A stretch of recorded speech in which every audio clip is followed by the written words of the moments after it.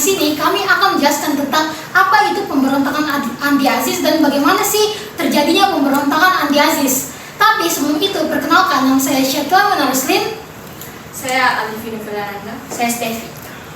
Baik, di materi ini kami akan membahas 3 topik pembahasan, yaitu siapa sih itu anti AZIZ, apa latar belakang pemberontakan anti AZIZ, dan apa tujuan dari pemberontakan anti AZIZ.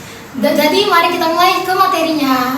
Baik, yang pertama, siapa itu Andi Aziz? Andi Aziz adalah seorang mantan perwira KNIL yang bergabung menjadi perwira APRIS atau ABRI. Kemudian ia diterima sebagai perwira APRIS. Pelantikannya disaksikan oleh Letkol Ahmad Yunus Mokoginta yang merupakan Panglima Tentara Teritorium Negara Indonesia Timur. Baik, selanjutnya adalah latar belakang peristiwa Andi Aziz. Sebagai bentuk kesepakatan konferensi meja bundar atau KMB, dibentuklah APRIS yang terdiri dari 2 unsur.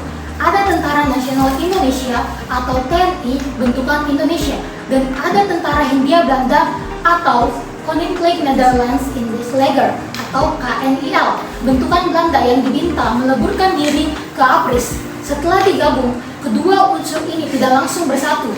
Saat itu ada sentimen bahwa tentara KNIL lebih superior dibanding TNI.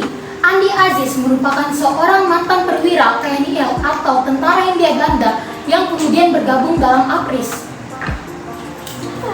Selanjutnya, pelantikan Andi Aziz disaksikan oleh Letkol Ahmad Yunus Mokoginta, Panglima Tentara Teritorium Negara Indonesia Timur pada 30 Maret 1950. Di saat yang sama terjadi gelombang demonstrasi besar di Makassar. Kelompok anti-federal menuntut agar negara Indonesia Timur segera membubarkan diri dan bergabung dengan Indonesia. Kelompok pro-federal juga berdemonstrasi untuk mempertahankan negara Indonesia Timur. Untuk mengatasi situasi politik yang memanas pada 5 April 1950, pemerintah RIS mengirimkan sekitar 800 pasukan APRIS yang berasal dari TNI ke Makassar. Pasukan TNI di bawah pimpinan Mayor H.F. Horang ini diminta untuk menjaga keamanan. Dalamnya, para tentara dari Jawa ini rupanya menjadi bentuk ancaman bagi Andi Aziz dan kelompoknya yang sama-sama berasal dari KNIL. Andi Aziz juga beranggapan masalah keamanan di Makassar ini sudah menjadi tanggung jawabnya, bukan orang lain. Guna menghadapi tentara tersebut, Andi Aziz dan pasukannya kemudian membentuk pasukan bebas. Kita lanjut ke poin terakhir, yaitu tujuan pemberontakan Andi Aziz. Saat RIS meresmikan diri sebagai NKRI dan membawa sejumlah negara bagian di dalamnya, termasuk negara bagian Sumatera Selatan, Kalimantan Timur, dan NIT. Sayangnya, NIT baru mendapat kabar penyatuan pada 4 April 1950. Hal ini menyebabkan Andi Aziz dan mantan anggota KNIL menentang hal tersebut, terutama rencana kedatangan APRIS pada 5 April ke wilayah Makassar. Pasalnya, mereka khawatir akan diperlakukan diskriminatif oleh pimpinan APRIS atau TNI.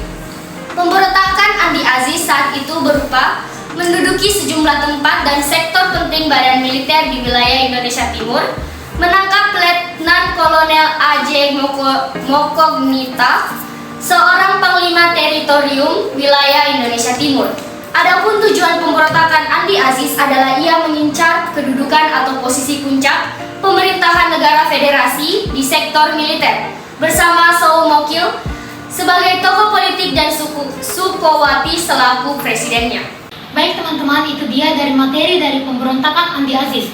Kami memohon apabila ada kesalahan kata, kami akhiri. Wabillahi taufiq wal hidayah. Wassalam.